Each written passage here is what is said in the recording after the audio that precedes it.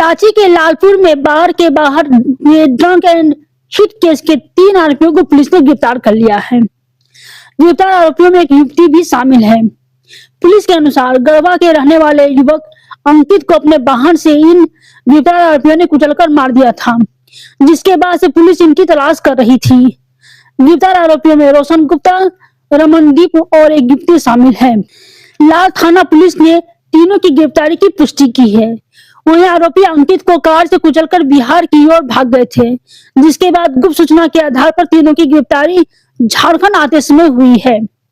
आपको बता दें कि इसी सप्ताह रांची के लालपुर चौक के पास कार सवार युवकों ने गढ़वा के रहने वाले युवक अंकित कुमार सिंह से मारपीट करने के बाद उस पर कार चढ़ा दी थी, जिससे अंकित की मौत हो गई थी।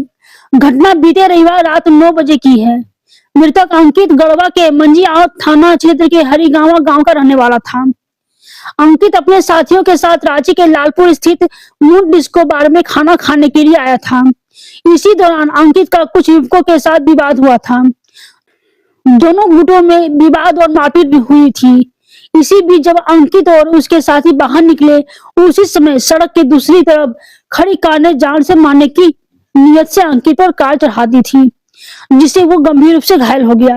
बुरी तरह से घायल अंकित को आनंद फानन में सदर अस्पताल से रिम्स ले जाया गया, लेकिन मौजूद चिकित्सकों ने उसे मृत घोषित कर दिया। मामले में अंकित के मामा सत्यप्रकाश सिंह ने गढ़वा थाने में 0 एफआईआर दर्ज कराई थी। दर्ज प्राथमिकी में पलामू के लेस्लीगंज निवासी राजमणि सिंह का बेटा रमनदीप सिंह, रोशन गुप्ता, अंशुल, बिक्की खान समेत 4-5 अज्ञात को आरोपी बनाया गया था। और अंकित के मामा सत्यप्रकाश की ओर से थाना में दिए गए आवेदन में कहा गया है कि वो अपने भांजे अंकित और उसके दोस्त अर्नब उर्फ सेजल और आकाश कुमार के साथ रविवार रात करीब 9 बजे रांची के लालपुर चौक स्थित मून डिस्को बार में खाना खाने गए थे। उसी दौरान वहां मौजूद एक दूसरे ग्रुप से किसी बात को लेकर विवाद हो गया था। आरोप है कि बाहर निकलते समय दूसरे ग्रुप के एक शख्स ने अंकित की ओर इशारा करते हुए मां बहन की गालियां दी। उसके बाद दोनों गुटों में कहासुनी मारपीट में बदल गई। दूसरे ग्रुप के लोगों ने अंकित के साथ बेरहमी से मारपीट की, जिससे वो गंभीर रूप से घायल हो गया। इसी दौरान सड़क के दूसरी ओर खड़ी सफेद रंग की कार को अंकित पर चढ़ा दिया। इस दौरान घटना में आकाश भी गिर पड़ा। हादसे में आकाश के दाहिने हाथ की हथेली में चोट आई है। आवेदन में बताया गया है कि घटना को अंजाम देने के बाद सभी आरोपी मौके से फरार हो गए। घटना के बाद अंकित को तत्काल सदर अस्पताल रांची ले जाया गया। यहाँ से उसे रिम्स से रेफर किया गया था, जिसके बाद चिकित्सकों ने उसे मृत घोषित कर दिया। पुलिस ने गिरफ्तार आरोपियों के पास से एक कार तो मोबाइल फोन जब्त किया है। इसके साथ ही बाकी के आरोपियों की तलाश के लिए पुलिस छापेमारी कर रही है। रांची से दामन सिन्हा की रिपोर्ट। महिला साथी थी जो जिनका नाम है दिव्या भारती।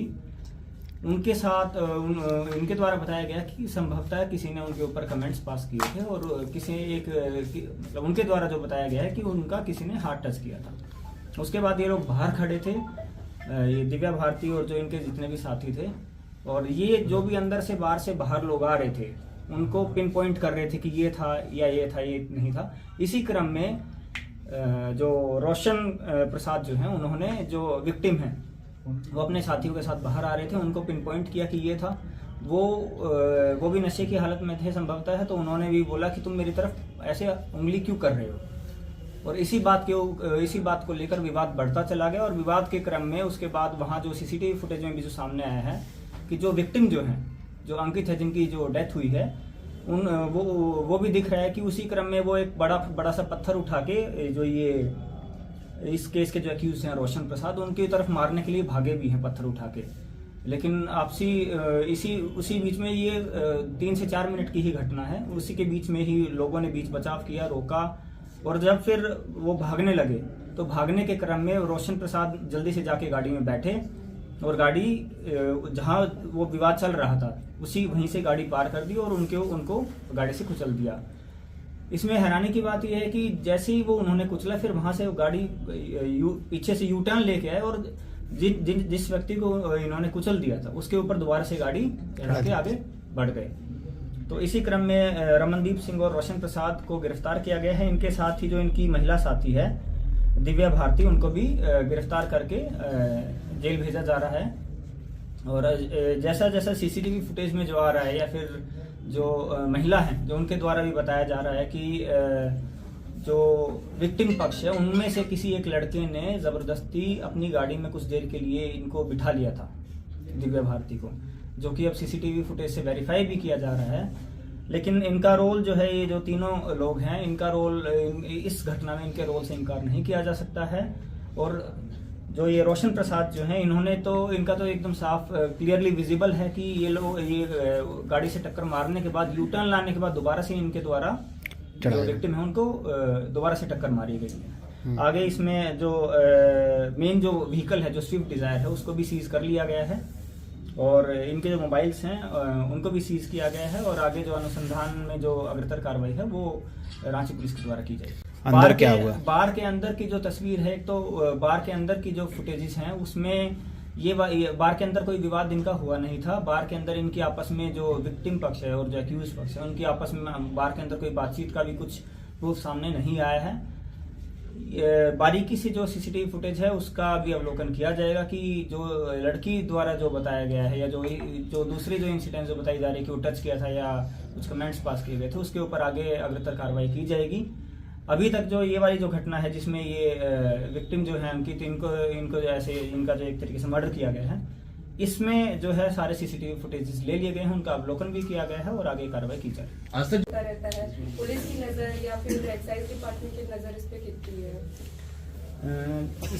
इन्हीं मामलों को लेके कल भी सीनियर एसपी सर के द्वारा एक मीटिंग का आयोजन किया गया था, जिसमें जितने भी बार ओनर्स हैं या फिर जो रेस्टोरेंट ओनर्स हैं उनके साथ एक मीटिंग करी गई है और उनको भी ये समझाया गया है कि अगर आप अनऑथराइज रूप से ऐसे खोल रहे हैं बियॉन्ड द टाइम लिमिट्स, तो उसको नहीं खोला जाएगा। और आगे भी पुलिस इस पर नज़र रखेगी कि ऐसे अनऑथराइज रूप से जो टाइमिंग्स के जो परमिसिबल टाइमिंग्स के जो बियॉन्ड ऐसे अगर कोई वो करता है तो उसके विरुद्ध जो लीगल एक्शन है वो किया जाए। अच्छा, एक और चीज है कि बार के अंदर भी तोड़फोड़ का जो ओनर थे वहाँ के, उन्होंने ऑफ द कैमरा ये बात कही थी कि बार के अंदर भी तोड़फोड़ हुआ है, लेकिन अब ये कहना ये है कि बार के अंदर कुछ हुआ ही नहीं। बार मेंबर्स ने या मैनेजर्स ने पुलिस को सूचना नहीं दी, बावजूद इसके आखिर अब गलती तो उनकी भी है जब उन्होंने सूचना नहीं दी। ये जो जहाँ तक हमारे पास जितने भी एविडेंस आए हैं उसमें जो लड़ाई जो इनिशिएट हुई है वो बार के बाहर ही इनिशिएट हुई है, क्योंकि ये लोग पहले बाहर आ चुके थे और जो